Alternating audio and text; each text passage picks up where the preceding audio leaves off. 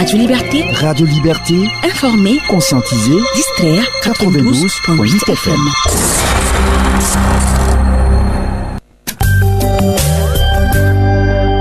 La grande édition du journal. Présentation Rakisuende Yvonne Nanima. Présenté comme le cerveau du coup d'État de septembre 2015, le général Gilbert Diendéré nie les accusations qui lui sont faites. Il a comparu à la barre du tribunal militaire ce lundi. Les détails vous seront donnés dans quelques instants. Le syndicat national des agents des impôts et des domaines s'érige contre la procédure engagée par le gouvernement pour recouvrer la taxe de résidence sur les salaires des fonctionnaires de l'État. Le syndicat a jugé la procédure illégale au cours d'une conférence de presse tenue samedi dernier. La présence des forces étrangères sur le territoire burkinabé est une atteinte à la souveraineté du pays. Ces propos sont du secrétaire général du syndicat national des artistes musiciens du Burkina. Invité de notre rédaction, il s'est exprimé sur des thématiques en lien avec la tenue de la 3e édition des journées anti-impérialistes, prévue se tenir le 1er décembre prochain à Ouagadougou.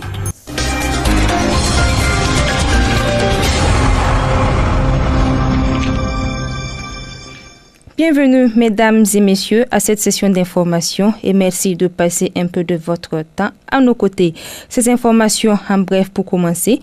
Le ministère de la Sécurité, à travers un communiqué, informe la population de Ouagadougou, en particulier celle du centre-ville, qu'une unité de la force d'intervention rapide chargée de la protection des installations diplomatiques organise une formation tactique ce mardi 27 novembre 2018 de 13h30 à 16h à l'ambassade royale du Danemark et du Canada. Cet exercice occasionnera des explosions bruyantes et des coups de feu, précise le ministère. Il invite à cet effet la population à ne pas paniquer et à vaquer paisiblement à ses occupations. 150 présumés délinquants, dont 15 sur le territoire burkinabé, ont été interpellés dans le cadre de l'opération de sécurisation transfrontalière entre les forces de défense et de sécurité du Burkina Faso, de la Côte d'Ivoire et du Ghana, dénommée Koundalougou 2, qui signifie cohésion en Gourmachima. Cette opération, qui a pris fin le jeudi dernier, a également permis de saisir 11 véhicules, des motos, des armes, des munitions, du cannabis et des liqueurs. Ce sont environ 2000 hommes, dont 900 burkinabés, qui ont été mobilisés pour cette action. Le jeudi 29 novembre prochain, la Coalition nationale de lutte contre la vie chère, la fraude, l'impunité pour les libertés CCVC va observer une journée nationale de protestation. En plus d'une grève de 24 heures qui est annoncée, des manifestations seront organisées dans différentes localités et une marche-meeting est prévue se tenir à Ouagadougou. Dans une déclaration, les syndicats membres de la coalition se sont démarqués de ces différentes manifestations. Que faut-il comprendre de leurs décisions? C'est la question que nous avons posée à Gombila Kaboré, président de la CCVC, Nongr Massam. C'était au cours de l'émission Question à la Une, où il répondait aux interrogations de Dasmani Nyangani. Pour vous, ce sont les syndicats qui sont partis à cette conférence-là? Tout simplement. Qui sont aujourd'hui dans la position de ne pas suivre... Exact. Et qu'est-ce qui peut expliquer ça selon vous? Mais vraiment, je ne sais pas. Hein. Moi, je ne saurais expliquer. Mais vous êtes ensemble? Non, on est ensemble. Quand on dit on est ensemble, moi je ne pense pas qu'on est ensemble. D'autant plus qu'aujourd'hui, le 29, ils ne sont pas là. Pire, ils sont sortis pour dire qu'ils ne seront pas là. Chose qu'ils n'avaient même pas besoin. D'autant plus qu'ils ne sont pas signataires, effectivement, de l'acte de la journée du 29. Donc déjà, comme quelqu'un dit peut-être que c'est une mission qu'ils ont. Moi, je ne saurais le dire. Mais en tout cas, on constate qu'il y a un groupe qui est sorti carrément à la presse pour dire qu'effectivement, ils ne font pas partie de la journée du 29. Mais il faut reconnaître que si on veut bien évaluer effectivement les forces, ça ne nous intrigue pas. Ah bon? Non. Nous pensons qu'effectivement, aujourd'hui, si vous regardez, la question, elle est d'importance, puisque même le CFOP a appelé ses militants d'accompagner la CCVC sur son action du 29, parce qu'effectivement, c'est une question importante qui va impacter la vie des populations. Maintenant, je me demande où ils sont, au Burkina ou ils sont dans quel pays, pour ne pas sentir effectivement, ou peut-être, je ne sais pas comment ils vont, pratiquement tous ceux qui ont participé à la conférence nationale apparemment ont décidé encore d'aller de l'autre côté En tout cas, pas du côté du peuple, en tout cas de l'autre côté. L'autre côté, c'est-à-dire du côté du gouvernement, vous voulez dire? Ah ben oui. Donc ce sont des syndicats qui soutiennent le gouvernement. Ah ben voilà, c'est ceux qui supportent le gouvernement. À votre niveau, ce sont des syndicats qui sont opposés au gouvernement ou Nous ne sommes pas opposés au gouvernement. Nous faisons des propositions qui puissent amener au gouvernement, dans son action, d'améliorer les conditions de vie des populations. Nous faisons un tour du côté de la salle des banquets. Vous dire que le procès du coup d'état manqué de 2015 s'est poursuivi ce lundi avec le général Gilbert Diendéré, accusé entre autres d'attentat à la sûreté de l'État, meurtre, coups et blessures volontaires. Le général nie les faits à lui reprocher. C'était en présence de Idrissa Koumbem et voici son compte rendu. Considéré comme présumé cerveau du coup d'État du 16 septembre 2015, le général Gilbert Diendéré s'est présenté ce lundi à la barre pour répondre des 5 faits à lui reprocher. Il s'agit des faits d'attentat à la sûreté de l'État, de meurtre, de coups et blessures volontaires, d'incitation à commettre des actes contraires au devoir et au règlement des armées et de trahison. À l'entame de son audition, il a signifié qu'il n'a ni planifié, ni organisé, ni exécuté ce qui est survenu le 16 septembre 2015. Pour ce premier jour d'audition, le général Gilbert Diendéré est resté sur les faits et gestes antérieurs aux événements des 15 et 16 septembre. Selon ces développements, la crise au sein du RSP a commencé avec la prise du pouvoir le 31 octobre 2014 par le général Yacouba Isaac Zida. Il soutient que dès l'arrivée au pouvoir de ce dernier, il a décailloté, pour emprunter ses propos, le commandement du RSP avec des affectations tout azimuts des officiers du corps. Le général Diendéré explique que c'est ce fait qui a été à la base du tout premier mouvement d'humeur au sein du RSP survenu le 30 décembre 2014. Il argumente qu'au cours de ce mouvement d'humeur, que les éléments du corps avaient soumis une plateforme revendicative de 28 points au premier ministre Yacouba Isaac Zida,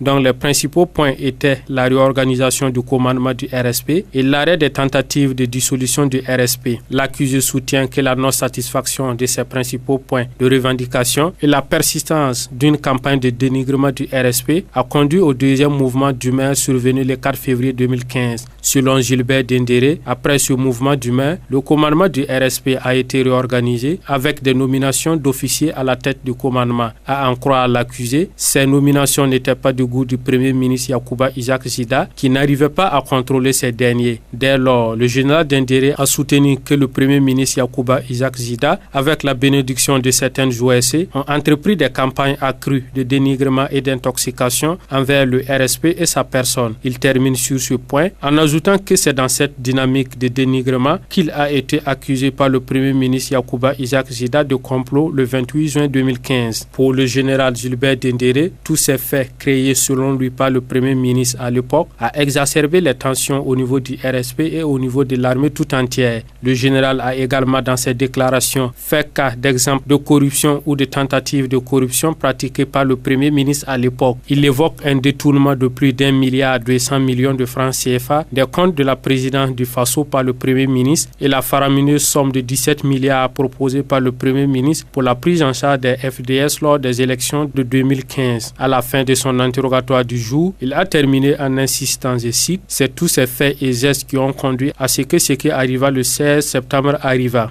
Mais pour en savoir davantage sur son implication ou pas sur ce qui est arrivé le 16 septembre 2015, ce sera demain mardi à 9h au tribunal militaire.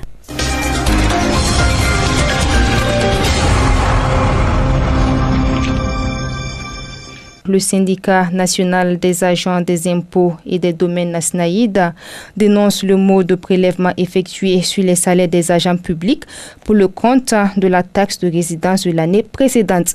Au cours d'une conférence de presse animée samedi dernier à Ouagadougou, le syndicat relève que l'administration fiscale n'a pas respecté les bases légales en matière de processus de recouvrement de la dite taxe. Les détails avec Tanga Thierry Zongo. La procédure de retenue à la source des salaires du mois de novembre des agents publics au titre de la taxe de résidence de 2017 n'est pas du goût du syndicat national des agents des impôts et des domaines SNAID qui estime que celle-ci a été faite dans l'illégalité. Toute chose qui, de l'avis du secrétaire général du SNAID, n'est pas conforme aux dispositions du Code général des impôts. Nongo Grégoire Traoré. La taxation d'office devrait être notifiée individuellement à tout contribuable salarié n'ayant pas souscrit la déclaration et qui disposerait d'un délai de 30 jours à compter de la date de réception pour formuler ses observations, confère article 559 du CGI. Ensuite, avant toute retenue à la source, phase ultime du recouvrement forcé, le contribuable devrait avoir reçu successivement un avis de mise en recouvrement, puis un avis de mise en demeure de payer dans des délais très bien précis. Et le secrétaire général du SNAID d'ajouter que la dite mesure viole le principe de l'égalité des contribuables devant l'impôt. La DGI et le ministre ne se préoccupent pas des agents publics qui habitent dans les zones non loties, non concernées par cette taxe, qui pourtant sont nombreux. Qu'en est-il des autres contribuables qui ne sont ni fonctionnaires, ni salariés du secteur privé? Même si le communiqué les indique comme concernés par la présente opération, il est de notoriété publique que la DGI n'a jamais été capable, depuis l'institution de cet impôt en 1992, de le faire payer par tous les contribuables sans exception. Face à cette situation, le syndicat dit exiger du gouvernement des bases d'imposition justes et équitables pour tous les citoyens, le remboursement des sommes retenues et le recouvrement des dettes de l'État de quelque nature que ce soit. Le secrétaire général du SNAID a également, au cours de cette conférence de presse, exprimé sa déception par rapport aux exonérations fiscales dont bénéficient les compagnies minières implantées au Burkina Faso. Il pointe ainsi du doigt la flexibilité du code minier qui, selon lui, a été élaboré avec la complicité des institutions internationales. Les propos de Nongo Grégoire Traoré sont recueillis par Tanga Thierry Zongo. Quand vous prenez la politique de ces institutions internationales, vous avez le code minier communautaire. Au-delà du code du Burkina, il y a un code minier communautaire. Ce code communautaire-là est contrôlé par les institutions. Et vous ne devez pas avoir un code national qui soit contraire à ce code communautaire-là. Donc si au niveau national vous échappez, au niveau communautaire on va vous restreindre. Et ce code-là octroie toutes les exonérations possibles à ces entreprises-là. Ouais, un État qui produit de l'or. La taxe de résidence qu'on vient de dire, en prévision, c'est 1,5 milliard en moyenne. Taxe de résidence au niveau national. Et l'État, à la date du 30 octobre, là, n'a même pas pu recouvrer plus de 500 millions. Taxe de résidence. Donc si tout le monde même payait, c'est-à-dire les prévisions qu'ils ont faites, même si tout le monde payait, le maximum c'est 2 milliards. Mais pendant ce temps, les sociétés minières là sont exonérées de la patente. Si une mine doit payer la patente là, le minimum qu'elle doit payer c'est 1 milliard par an. On a 14 000 actuellement au Burkina Faso. C'est 14 000, il faut combien de milliards? 14 milliards. Ça représente quoi par rapport à la taxe de résidence? Qui a fait exonérer ça? C'est le code minier qui est sous les injonctions de FMI et Banque mondiale qui a adopté. On a parlé dans la déclaration du Fonds minier pour le développement. 1% du chiffre d'affaires qui a été institué en 2015. Les mines l'ont dit qu'ils ne payent pas. Donc si vous prenez les chiffres d'affaires des mines, vous appliquez 1%, ça fait combien? C'est des entreprises qui réalisent des centaines de milliards. Donc si vous appliquez 1%, même si on prend une mine, il n'y a pas une mine qui fait moins de 100 milliards. Donc 1% ça fait combien? 1 milliard. Les 14 000 font combien de milliards? 14 milliards. C'est le strict minimum. Pourquoi ils ne payent pas? Ça représente quoi par rapport à la taxe de résidence? Parce qu'ils ont le couvert de ces institutions-là. L'or même qui est produit. Notre État ne sait pas quelle quantité d'or est produite du Burkina. La coalition des associations pour la défense du droit au logement CADDL a tenu une conférence de presse vendredi dernier à Ouagadougou. Les membres de la coalition, au cours de cette activité, laissaient entendre qu'ils ne prendront pas part aux travaux des commissions ad hoc déconcentrées qui seront mises en place pour l'appurement du passif du foncier. On a sait davantage avec Danouma Ismaël Traoré. La levée de la suspension des opérations de lotissement sur tout le territoire national, à l'exception des villes de Ouagadougou et de Bobo-Dioulasso, marque, selon la coalition des associations pour la défense du droit au logement CADDL, une volonté du gouvernement de mettre les charrues avant les bœufs. Face aux hommes de médias, la coalition s'est dit étonnée du fait qu'avant même d'appuyer le passif dans les autres villes, le gouvernement s'empresse de lever la mesure conservatoire imposée selon elle par les nombreuses irrégularités commises lors des lotissements passés. À en croire le secrétaire général de cette coalition, le gouvernement met tout en œuvre pour maintenir le statu quo en ce qui concerne l'appurement du passif du foncier et des lotissements, et ce jusqu'aux prochaines échéances électorales en 2020. Pamanebi explique que le moment venu, la question sera réutilisée pour battre campagne et se faire élire. Sur les commissions ad hoc déconcentrées, la CADDL les qualifie de nouvelles trouvailles des autorités gouvernementales en vue de passer sous silence les préoccupations pressantes des populations en matière matière de gestion de l'appurement du passif du foncier. La coalition s'insurge également du fait que les organisations de la société civile œuvrant dans la défense du droit au logement soient réduites à un rôle passif sans droit à la parole dans les dites commissions, comme l'a déclaré le ministre en charge de l'urbanisme lors d'une rencontre le 8 novembre dernier. Elle se dit également préoccupée du fait que les commissions et leur mode de fonctionnement ont été arrêtés sans concertation avec les OSC qui n'ont été convoqués que pour information. Toute chose qui fait dire à Pama Nebié que le ministre tente ainsi d'empêcher les victimes de participer de façon active à la manifestation de la vérité sur ce qu'elle qualifie de gestion opaque et mafieuse des opérations de lotissement passées. En nous réservant le rôle d'observateur avec tous les éléments d'information supplémentaires, le gouvernement entend limiter notre marge de manœuvre et tailler notre rôle de veille à sa mesure, a déclaré Pama Nebié. La CADDL dit donc se démarquer de ses commissions ad hoc et appelle les OSC à l'unité pour les luttes futures. Elle a aussi exigé des cadres consensuels pour des audits associant les organisations de lutte pour la transparence dans les opérations de lotissement. Sans transition, cette information hors de chez nous, au Niger, une dizaine de jeunes filles ont été enlevées ce week-end par des combattants de Boko Haram. C'était au cours d'attaques perpétrées contre plusieurs villages dans le sud-est du pays. Ce sont environ une cinquantaine d'assaillants qui ont procédé à ces enlèvements. La page invitée. La 3e édition des journées anti-impérialistes se tiendra le 1er décembre prochain à Ouagadougou. Initiée par plusieurs structures dont le mouvement burkinabé des droits de l'homme et des peuples MBDHP, Radio Liberté sera au cœur de ces journées anti-impérialistes. En prélude donc à ces journées, nous vous proposons des entretiens avec des personnalités issues des rangs des organisateurs qui reviendront sur des thématiques telles la domination culturelle et scientifique, la question de la monnaie et les institutions de Bretton Woods. Pour aujourd'hui, notre invité, qui est le secrétaire général du syndicat national des artistes musiciens du Burkina Sinamub, soutient que l'impérialisme est toujours d'actualité. Pour lui, la présence des forces étrangères sur le territoire burkinabé est une atteinte à la souveraineté du pays et que celles-ci y sont présentes pour des intérêts géostratégiques. À noter que le dit syndicat fait partie des structures initiatrices de ces journées. Abdul Kader Ouattara alias Almami Kaji, artiste engagé et anti-impérialiste à travers ses chansons, répond aux questions de Tanga Thierry Zongo. Abdul Kader Ouattara, bonjour. Oui, bonjour.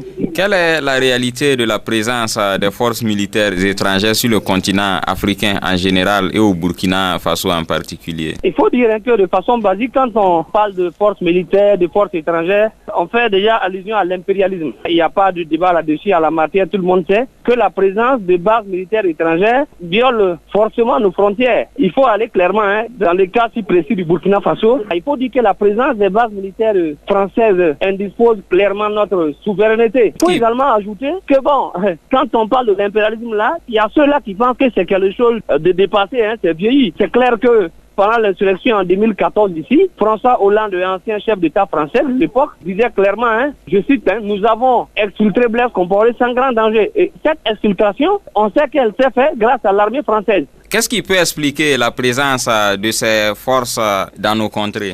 Oui, mais c'est clair qu'ils disent qu'ils viennent pour un soutien officiel à la lutte contre le terrorisme. C'est ce qui est dit à la base. Mais dans le fond, tout le monde sait que c'est pour des intérêts géostratégiques, politiques et économiques. Il faut dire clairement, on a vu le cas avec l'opération Barkhane au Mali, que l'on fasse le bilan de l'opération Barkhane aujourd'hui. C'est clair. En son temps, je sais que quand le mouvement burkinabé des droits de l'homme et des peuples, le MBDHP, de par la voix de son président, M. Krizogon Djoumouré, à l'époque disait que la présence des bases militaires n'allait pas servir le Mali. Les gens, des voix mirobolantes s'étaient levées pour s'opposer. Mais est-ce quelques temps après, le même peuple malien est sorti pour demander le départ de l'armée française. Mais est-ce que vous pensez qu'il est possible pour le Burkina Faso de se passer de ses forces dans un contexte où le terrorisme va grandissant?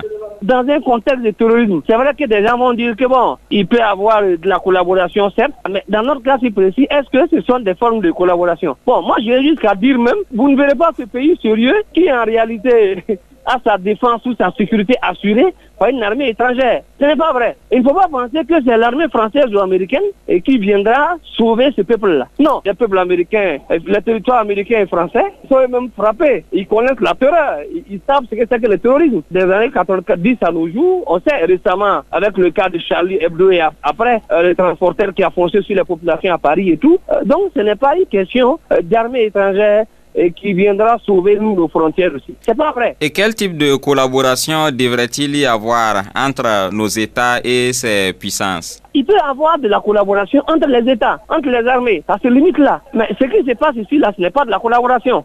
Quand ils viennent s'accaparer de tout, dire bon, on vient, on assure pour ce qui concerne les questions sécuritaires, vous ne pouvez pas, c'est nous qui gérons. Mais ça également, nous savons que c'est avec la bénédiction du balai local des présidents ou des dirigeants du pays où ils officient. Maintenant, les gens, quand vous prenez des pays tels que l'Algérie ou tout, les gens ont très tôt compris que c'est la question de l'indépendance véritable qui allait les tirer d'enfer. Et ça a été fait. Dans notre cas si précis, il n'y a pas à se leurrer. La perspective ici, elle est assez claire. On n'a pas besoin d'armées étrangères pour sécuriser nos terres, pour sécuriser notre territoire. Ce n'est pas vrai, ça n'existe pas. Mais en attendant, c'est toujours le statu quo. Et face à cette présence des forces militaires, quelle conduite préconisez-vous aux populations? Oui, c'est clair que quelque part, les gens restent sur leur soif, avec également la défense nationale que nous savons assez limitée de par la force des choses, de par la force des dirigeants qui en réalité depuis des années n'a rien fait pour doter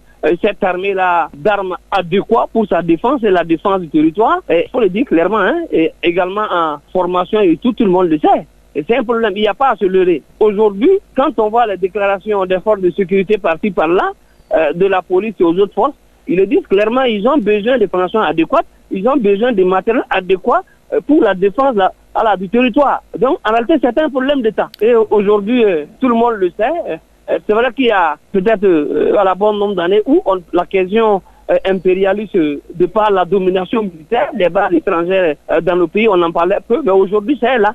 Il n'y avait que quelques nations qui en parlaient, mais le peuple burkinabé dans son ensemble aujourd'hui parle de la question sécuritaire, parle de la question des bases militaires. Aujourd'hui, vous verrez partout, dans toutes les bouches, non à l'impérialisme, il faut que nos territoires, nos pays soient souverains. Et tout le monde a compris que à la base, le premier problème, c'est un problème d'indépendance. Abdoul Kader Ouattara, merci. Merci.